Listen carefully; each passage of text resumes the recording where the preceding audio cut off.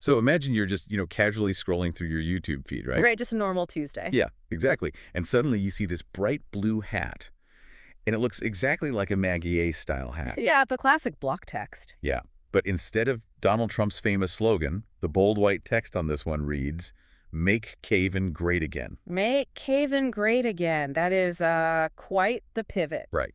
And for you listening, Caven is just it's a quiet, modern administrative county in the Republic of Ireland. It's not exactly an empire. No, definitely not. But today we have this fascinating stack of sources that look at that bizarre image. And it's sitting right next to a PowerPoint slide claiming that an ancient Irish territory called the Kingdom of BREIFNE was established in 750 BC. Which is a very specific, very bold claim to make. Look at how this all adapts a global template. Let's get to it. Part 1. The presentation slide. Analyzing the artifact. Okay, what's really wild here is this bold assertion about the timeline. It claims that the Kingdom of BREIFNE dates all the way back to the Bronze Age in 750 BC. It even goes so far as to state that this timeline is supposedly backed by old maps from the time. I mean, that is a sweeping, monumental claim about ancient origins. Part 2. Fact versus fiction. Myth versus historical fact. But how does that claim actually hold up? Well, to understand the mechanism at play here, we have to separate the romanticized myth from documented historical reality. And here is where the story gets really compelling, because the reality is that in 750 BC, Ireland was transitioning from the Bronze Age into the early Iron Age. Cartography literally did not exist in Ireland at that time. There were no old maps, there weren't even written records or centralized kingdoms. The actual Kingdom of BREIFNE emerged much, much later, roughly between the 8th and 10th centuries AD, starting out as a territory ruled by a specific dynasty. When we look at the actual historical timeline, you can see how this builds. The real BREIFNE reached its peak in the 12th century under a ruler named Tagernon Ua Ruark. Then, fast forward to 1256, following a massive civil war, it violently splits into East BREIFNE and West BREIFNE. Those are territories that roughly align with modern-day County Cavan and County Leitrim.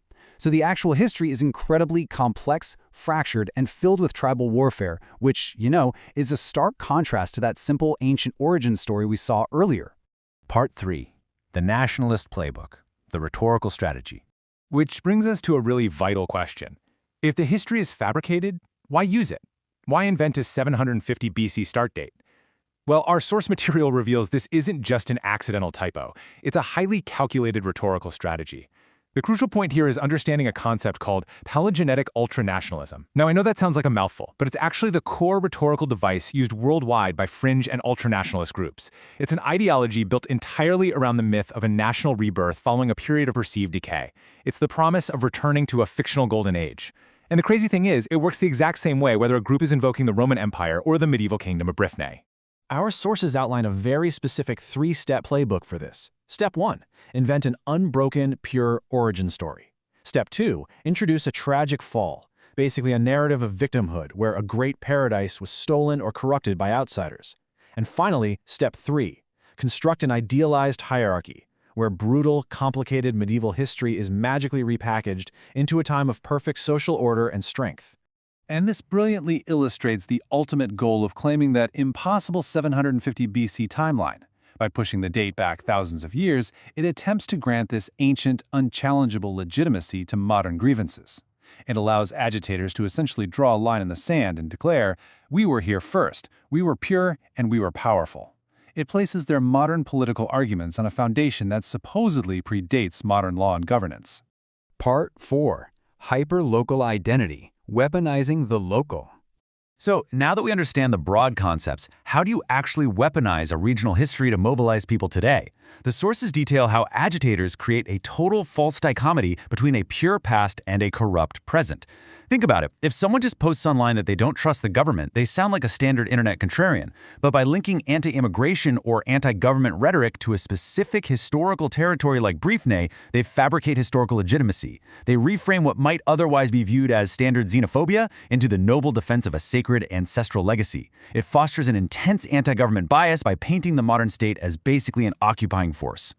It's honestly a highly effective psychological trick. It's specifically designed to make global far-right ideas feel deeply personal, immediate, and culturally urgent to a local community. It shifts the conversation away from abstract national policies straight into hyper-local tribalism. It makes followers feel like they aren't just engaging in everyday politics, but rather, to borrow the persona of the ideology for a second, protecting our specific sacred soil here in Cavan, or Leitrim for that matter. Part 5. The Global Template, Adapting the Aesthetics. Finally, let's look at the aesthetics of this movement. You might be surprised to see how this hyper-localized tactic is actually a precise copy-paste of a well-known global template. The sources note a fascinating linguistic adaptation here. Localized slogans like "Make Cavan Great Again" explicitly lift the American populist playbook and overlay it directly onto the historical errors we talked about earlier. Both rely entirely on nostalgia for an unspecified, idealized past. It implies a greatness that has been lost and absolutely must be reclaimed, even though modern Cavan, as an administrative county, was never exactly an independent global superpower, let alone an empire. To drive this message home, content creators pair this rhetoric with a deliberate, high-octane digital media aesthetic. We're talking high-contrast red glows, skull and flag graphics to imply existential high stakes, and these direct-to-camera piercing stares to build parasocial loyalty.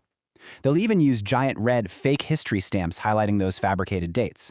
And when mainstream historians come in to correct those dates, the agitators just use that to rapidly manufacture outrage, claim the government is trying to erase them, and frame modern demographics as a territorial invasion. Which brings us to the end of our deep dive. We've seen exactly how a flawed historical artifact about an obscure 12th century lordship can be transformed into a potent weapon for a modern culture war. I want to leave you with this final thought. Once you recognize the anatomy of this political myth, the fake timelines, the narrative of a stolen paradise, the hyper-local tribalism, you really have to wonder, how often is this exact global playbook operating entirely unnoticed, disguised as innocent local pride, right in your own social media feeds? Thank you so much for joining me for this explainer.